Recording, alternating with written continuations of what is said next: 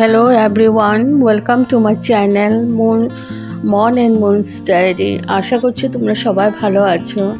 আজ আমি তোমাদেরকে কাঁচা আমের আচার করে দেখাবো। তো চলো কিভাবে করছি।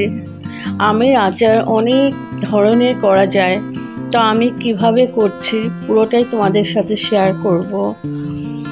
এখানে আমি আমের আচারগুলো ঢুকিয়ে নিয়েছি, তো চলো কিভাবে করছি। আর এই আচার একদম বছর বছর রেখে তোমরা খেতে পারবে, ভীষণই টেস্টি হয় আচারটা। তো এখানে আমি আম কেটে নিয়েছি, দেখো আমগুলো ভালো করে ধুয়ে জল ঝরিয়ে নিয়েছি। এখন আমি এখানে হলুদ নুন বেশি করেই দিয়েছি, কারণ আচারে নুন অনেকটাই লাগে, আর যেহেতু আম ভীষণ টক তো নুনের পরিমাণটাও অনেক লাগবে। তার সাথে দিয়ে দিচ্ছি হলুদ। এবার এগুলোকে ভালো করে মাখিয়ে আমি একদিন পুরো রোদে দেব।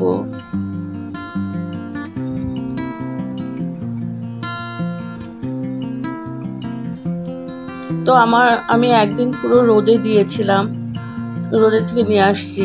আর এদিকে আমি মশলাটা বানিয়ে নিচ্ছি। প্যান বসিয়ে দিয়েছি, দিয়ে দিলাম শুকনো লঙ্কা, একটু ভেজে নিচ্ছি।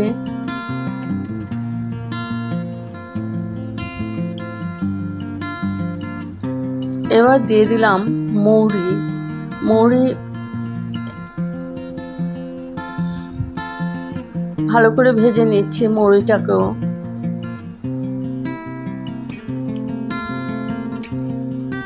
দিয়ে দিলাম সাদা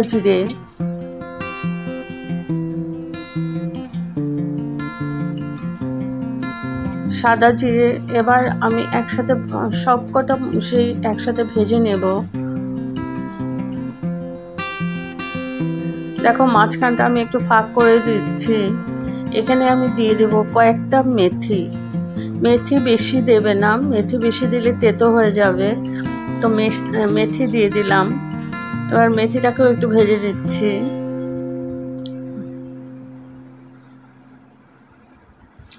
দিয়ে দিয়েছি তেজপাতা, একটা আমি আধা করে দিয়েছি তেজপাতা।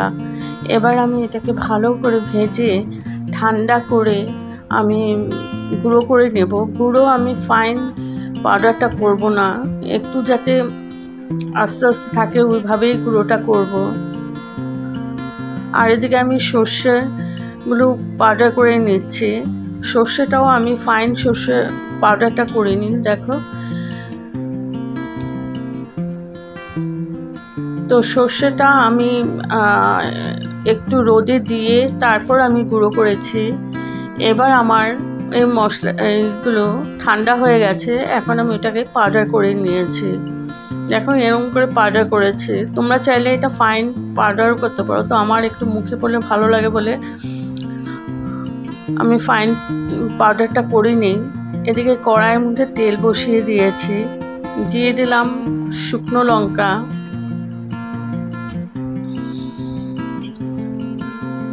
আর দিয়ে দিলাম একটু মেথি।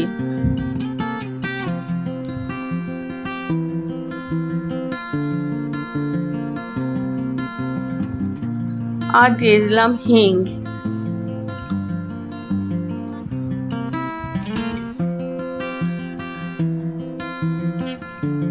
এবার আমি এই আমগুলো এখানে আমি মশলাগুলো দিয়ে দিলাম। মশলাগুলো দিয়ে আগে মিশিয়ে নেব, তারপর আমি আমগুলো কড়াইয়ের মধ্যে দিয়ে দেব। তো এখানে আমি নুন দিয়ে দিয়েছি, হলুদ দিলাম,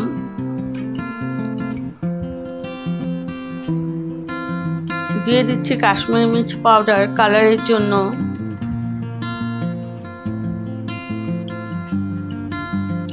আর এদিকে আমি তেলটা ঠান্ডা করার জন্য দিয়ে দিয়েছি, একটু কাশ্মীরি মির্চ পাউডার দিয়ে দিলাম যাতে কালারটা সুন্দর হয়।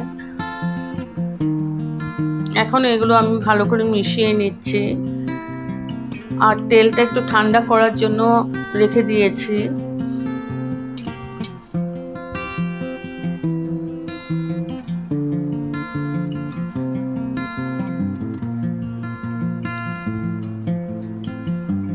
ভালো করে নাড়াচাড়া করে মাখিয়ে নিয়েছি। ওদিকে তেলটাও আমার একটু ঠান্ডা হয়ে গেছে। একটু তেল নিয়ে এখানে দিয়ে আবার আমি পুরো আমের মধ্যে মাখিয়ে নেব আচারটার মধ্যে।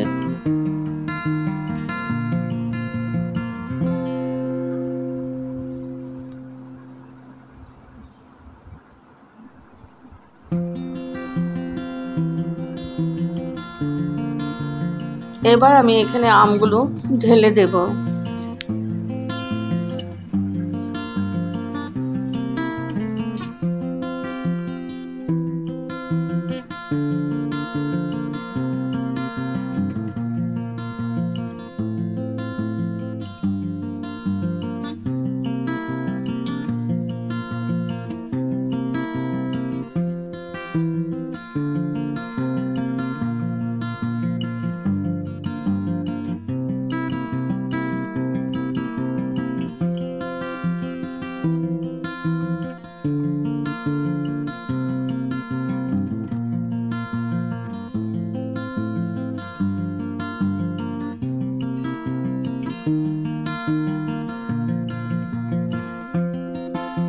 তো আমগুলো দিয়ে দিয়েছি, এখন আমি ভালো করে মিশিয়ে নিচ্ছি।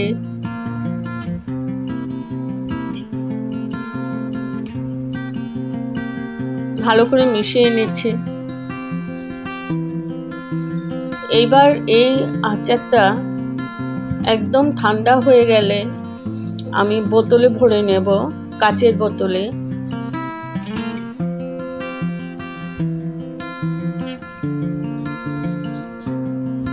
দিয়ে দিলাম ভিনিগার। তো আচারটা কোনোদিনও নষ্ট হবে না, ওর জন্য ভিনিগার দিয়ে দিলাম। ভালো করে মিশিয়ে নিলাম।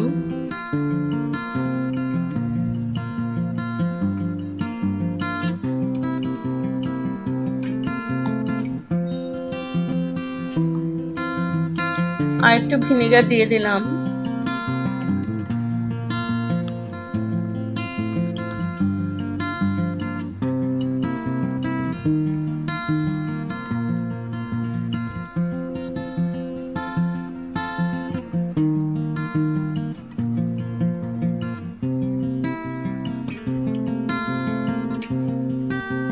এখন আমি ঢেকে ঠান্ডা হওয়ার জন্য রেখে দিলাম।